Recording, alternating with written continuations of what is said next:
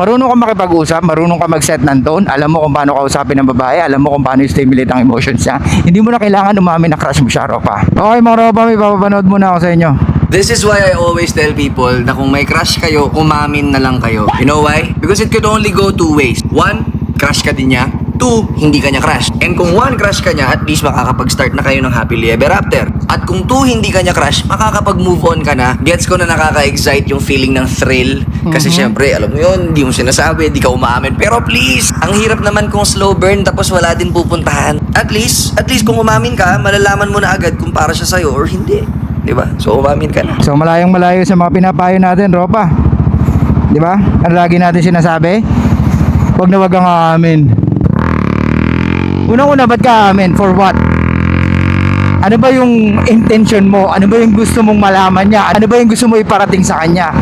Gusto mo ba siyang jowain or talagang crush mo lang siya? Kasi magkaiba yung gusto mo siyang jowain at magkaiba yung crush mo lang siya. Kung crush mo lang siya, sige sabihin mo crush mo siya. Pero kung relationship or you want to date her, hindi ka pwedeng basta aamin na lang agad-agad. Walang pinagkaiba yan sa pupunta kayo sa isang kumpanya na gusto mong magtrabaho at sasabihin mo gusto kong magtrabaho sa inyo. Ha? Magpasa ko muna ng resume, may process kami. Lahat yan may process mga Ropa. Hindi pwedeng mamadaliin mo dahil yun ang napanood mo sa TikTok. Diba? So mga Ropa, let's talk about numbers. How many times ka umamin at nag-success? Or how many times ka umamin sa babae at naging successful? Or naging jowa mo siya or may nangyari sa inyo or nakadate mo siya? How many? Ikaw makakapagsabi niyan. At kahit na sabihin natin na malapit kang kumausap ng mga babae, hindi ibig sabihin pag sinabi mong crush mo siya is sasabihin niya, crush din kita, sige, pag-date na tayong dalawa. Hindi ganon mga Ropa. Okay? Dadaan ka sa process, dadaan ka sa mga experience na dapat mo ma-experience, kagaya ng mga rejection, kagaya ng mga pakikipag-usap. Okay? So yung mga gandong content, bagay sa mga tao na impatient. Yung wala silang pakialam kung ano yung mangyayari pag umamin sila. Wala silang pakialam kung ano yung gusto nila. Basta ang mahalaga, amin lang nila kung ano yung gusto nila. Gets? Kung gusto mo ng long-term relationship, you need to focus on yourself. You need to be a fucking attractive person. You need to do a lot of things in order for you to get the girl that you want. Or in order for you to attract the girl that you want. Paliwanag ba mga Ropa? Okay, sige. Baka ibig niya sabihin pambabae itong content na to. Pag ang babae umamin sa'yo, baka highly likely pwedeng sabihin ng lalaki, yes, crush din kita. Sige, mag-date na tayong dalawa. Yun, pwede pa. Pero kung ikaw lalaki ka, ikaw ang aamin sa babae, suntok sa buwan na pwede magustuhan kanya. Lalo-lalo na kung kakakilala mo lang sa kanya. Kaya ako sinasabi mga Ropa na suntok sa buwan na pag umamin ka sa kanya, aamin din siya sa'yo at magiging kayo na or pwede na mag-date kayong dalawa.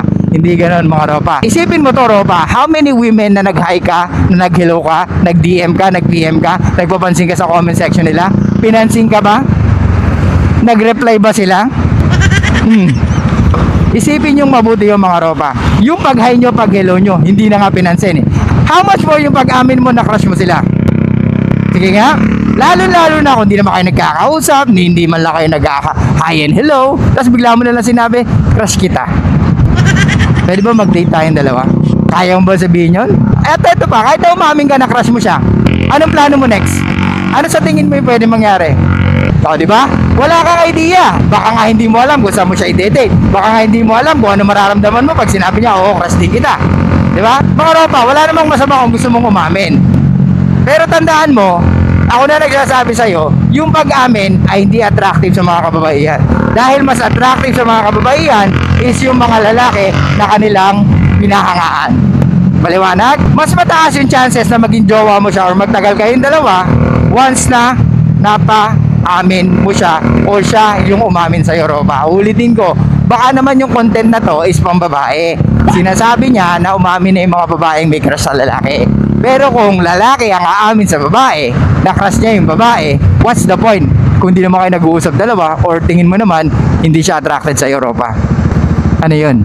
You're just wasting your time. You just put yourself in a situation na pwedeng hindi na kayo magpansinan totaling dalawa. Diba? Kasi umamin ka. Gets mo? So ano dapat gawin sa Suplado Moto? Ano ba lagi sinasabi ni Suplado Moto? Make yourself attractive. Kailangan marunong ka makipag-usap. Kailangan marunong ka mag-simulate ng emotions ng babae. Diba? Depende sa edad. Diba? Kung ang edad yan, at least below 30, at least pwede pa yung mga pick-up lines mo, Ropa. Pero pag nasa 30 plus na yan and up, of course, iba na hinahanap dyan, Ropa. Yung lalaki na pwede na mag-provide sa kanya or magtaguyod sa kanya. Ulitin ko mga ropa, kasi baka mamaya isipin nyo, yung pick-up line mo pwede pa sa mga 32, 33, 34. Of course, hindi na. Okay? Especially, pag tumuntong na ang babae ng 28 years old and up, so medyo nag-iiba na ang kanilang pag-iisip or takbo ng isip mga ropa. Nandyan na yung feeling nila, oh shit, I need to find a guy na. I need to find a guy na talagang pwedeng makasama ko ng panghabang buhay. Or I need to find a guy na talagang magtataguyod sa akin. So, mga ropa, pag nasa prime age ang babae, nasa 18 to 24 years old or i-push natin ng 25, pwede pa yung mga pick-up line mo, pwede pa yung mga pa-cute-cute mo. Okay na pakikipag-usap. Pwede pa yung looks mo nagmamatter sa kanya. Maliwanag, ulitin ko. Pwede pa yung looks mo nagmamatter sa kanya. Pero pag yan nasa 28 and up na, especially nasa 30 na, ang nagmamatter na sa kanila is kung yung lalaking pipiliin nila is may kakayahan mag-provide or itaguyod sila. Okay?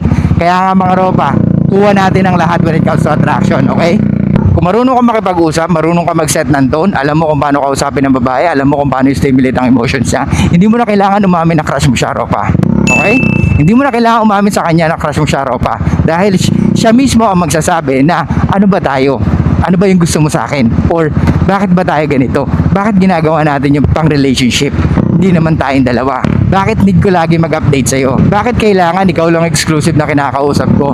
Bakit kailangan hindi na ako magsuot ng ganito? Bakit kailangan hindi na ako sumama sa mga tropa ka na alam ko? Puro party lang ang alam. Yan! Yan ang pag tinanong ng babae sa'yo. Ibig sabihin, pwedeng she is want an answer kung gusto mo talaga siya. Kasi, syempre, ginagawa niya yung mga gusto mo. Gusto niyang malaman kung gusto mo talaga siya or pang relationship na ba kayong dalawa. Maliwanag mga ropa. Uulitin ko, ikaw ang lalaki, ikaw magsaset ng tone, ikaw maglilid sa kanya, at ikaw makakapagsabi kung ano ang gusto mo sa babae mga ropa. Okay? Hindi ako, hindi yung nanay mo, hindi yung tatay mo. Ikaw ang makakapagsabi kung ano ang gusto mo sa babae. But make sure na ang piliin mong babae, mas lamang na alam niya kung ano ang nature ng lalaki or mas lamang yung porsyento na talagang mapapasunod mo siya pagdating sa relationship na gusto niyong dalawa. Ngayon, kung hindi mo siya mapapasunod, kumbaga isa kang fan, hindi ikaw ang bida sa buhay niya, isa ka lang fan, then alam mo na kung ano yung pwede mangyari sa iyong dalawa. Magiging sunod-sunuran ka lang, lagi niyang i-hold back yung sex, and pwedeng yung mga gusto mong gawin, hindi mo na magawa dahil kontrolado ka niya. Okay? Ulitin ko, wag na wag kayong aamin dahil walang trilyon sa mga kababaihan. Maliwanag ba mga ropa? Ulitin ko sa inyo, yung mga gantong content ay bigla lang pumasok sa isip niya at sinabi niya, hindi niya pinag-isipan or maybe hindi niya alam or maybe hindi siya bumilang ng mga kababaihan na dumaan sa buhay niya para makilatis niya ng gusto at malaman niya kung ano ang nature nila. Kumbaga, para sa mga gantong lalaki, kung sino yan dyan, doon na ako. Pwede naman yun. Pero tandaan mo, women are emotional creatures. Okay? Nagbabase sila lagi sa kanilang nararamdaman. Nagre-respond sila lagi sa kanilang nararamdaman. Ngayon, kung wala kang alam kung paano i-stimulate ang emotions nila, pwede magustuhan kanilang pansamantala. But the question is, are you looking for long term? Or you are just looking for someone na talagang gusto mo lang makausap, ropa? Gets mga ropa? Uulitin ko sa inyo, wag na wag kayong aamin kung alam nyo naman na totally hindi kayo gusto ng mga kababaihan. Dahil may mga signs naman yan kung talagang gusto ka niya. Lalo-lalo na kung panay kausap niya sa'yo or panay papansin niya sa'yo, ropa. Pero kahit na nagpapapansin siya sa'yo, hindi ibig sabihin nun aamin ka na. Intayin mo na siya ang umamin sa'yo, ropa. Para sure ka na talagang hook siya or na-stimulate mo ang emotions niya. Okay? So yun lang guys, thank you so much. I'll see you guys next time. Show love, peace out, and be fucking mysterious mga ropa.